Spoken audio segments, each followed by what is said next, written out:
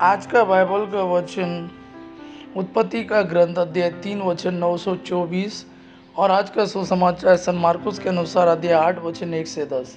उत्पत्ति का ग्रंथ अध्याय 3 वचन 9 से 24। प्रभु ईश्वर ने आदम से पुकार कर कहा, तुम कहाँ हो? उसने उत्तर दिया, मैं बगीचे में तेरी आवाज़ सुनकर डर गया, क्योंकि मैं नंगा हूँ और मैं छिप गया।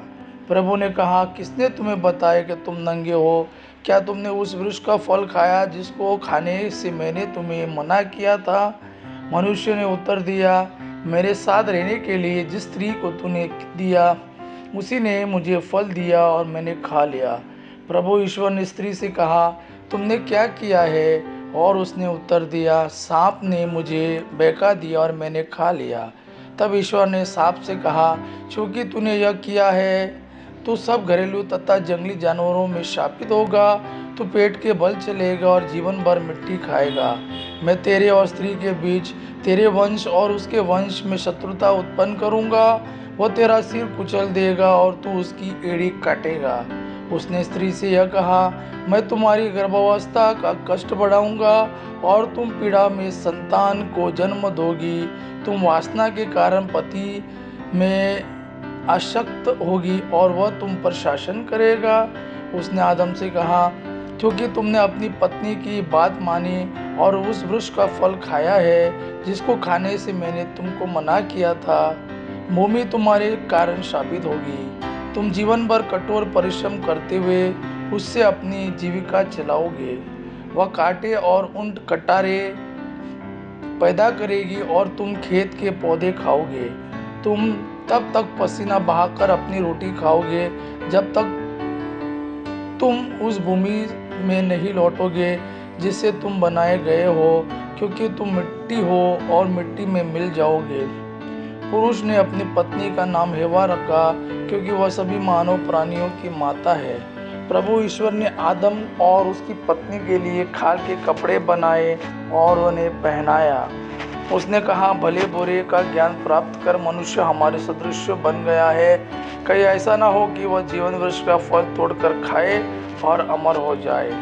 इसलिए प्रभु ईश्वर ने उसे अदन वाटिका से निकाल दिया और मनुष्यों को उस भूमि पर खेती करनी पड़ी जिससे वह बनाया गया था। उसने आदम को निकाल दिया और जीवन वृक्ष के मार्ग पर पहरा देने के लिए अदन वाटिका के पूर्व में केरूबों और एक परिभ्रामी ज्वालामय तलवार को रख दिया। आज का सुसमाचार सन मार्कुस के अनुसार अध्याय 8 वचन 1 से 10। उस समय फिर एक विशाल जनसमूह एकत्र हो गया था और लोगों के पास खाने को कुछ भी नहीं था। ईसा ने अपने शिष्यों को अपने पास बुलाकर कहा, मुझे इन लोगों पर तरस आता है। ये 3 दिनों से मेरे साथ रह रहे हैं और इनके पास खाने को कुछ भी नहीं है। यदि मैं इन्हें भूखा ही घर भेजूं तो ये रास्ते में मूर्छित हो जाएंगे। इनमें कुछ लोग दूर से आए हैं। उनके शिष्यों ने उत्तर दिया, इस निर्जन स्थान में इन लोगों को खिलाने के लिए कहाँ से रोटियां मिलेगी?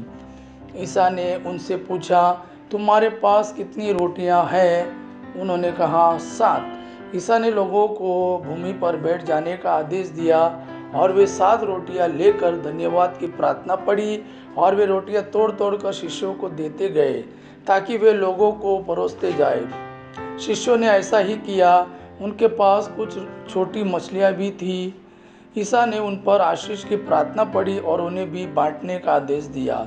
लोगों ने खाया और खाकर तृप्त हो गए और बचे हुए टुकड़ों से 7 टोकरे भर गए।